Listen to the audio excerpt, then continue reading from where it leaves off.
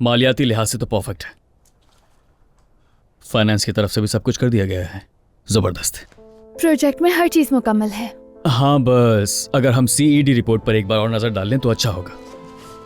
माफ करना आयजा, मैं बार बार तुम्हें इस चीज के लिए तकलीफ दे रहा हूं, लेकिन ये टेंडर बहुत अहम है आयजा।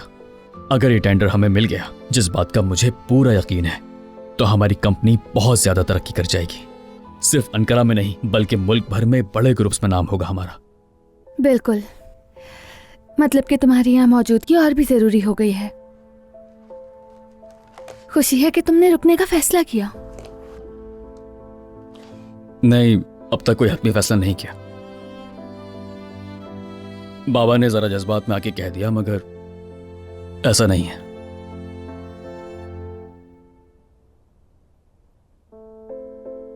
इरादा तो यही है कि अगर कोई रुकावट नहीं आई तो रुक जाऊंगा, यानी सारी चीजें बेहतर रहीं तो।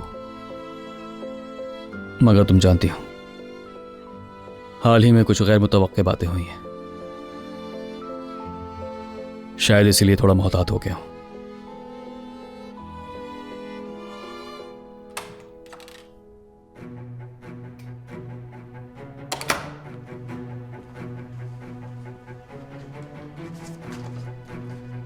मेरी जान, तुम यहां बैठी हो? मैं तुम्हें कब से ढूंढ रहा हूं।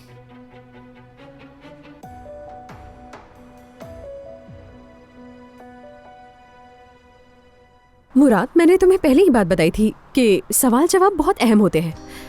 मसलन कि अगर कोई कस्टमर कहता है कि मैं ये चीज वापस करना चाहता हूँ, तो हम क्या कहेंगे उससे? हम आपको कुछ और पेश कर देते हैं। हमने क्या कबाब की दुकान खोल रखी है? यहाँ कुछ फ्री नहीं है। सबसे पहले मसले की जड़ तक पहुँचना है, उसके बाद उससे क्यों पसंद नहीं आया, क्या प्रॉब्लम हो सकती है, ये देखना है। ये सारा कुछ देखने के बाद हम देखेंगे हम उसे क्या ऑफर कर सकते हैं। ठीक है ना? समझ गया। याद रखो, कस्टमर की फरमाइश पर हम उसे हर गुड मॉर्निंग ओजान। सुबह बखैर भाई।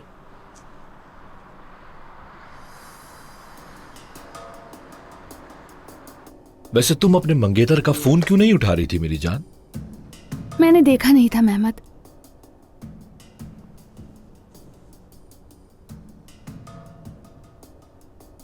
ध्यान रखा करो ना, वरना मुझे दुख होगा।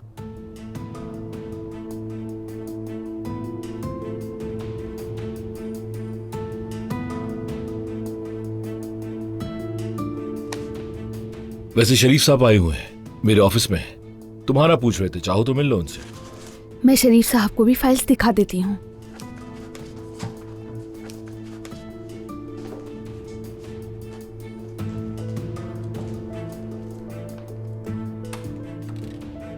तो उमर साहब, आपने यहां रुकने का फैसला कर ही लिया है।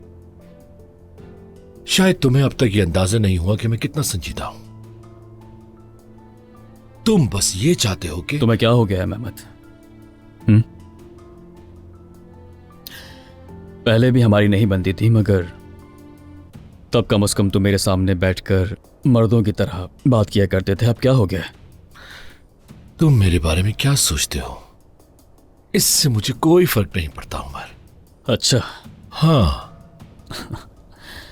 आयजा के जरिए मुझे और बाबा को धमकियां देना,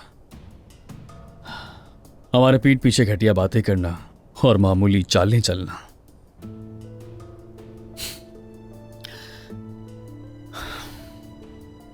जानते हो इतना गिर जाना तुम्हें जेब नहीं देता है मेहमद।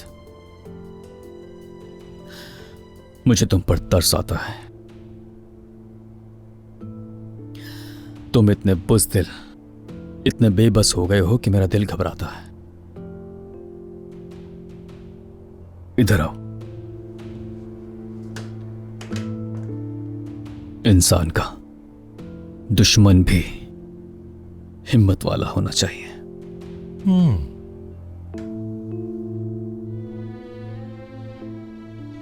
अगर तुमने यहां रुकने का फैसला कर ही लिया है तो फिर तुम देखते जाओ कि मैं आयजा को पाने के लिए क्या क्या कर सकता हूं।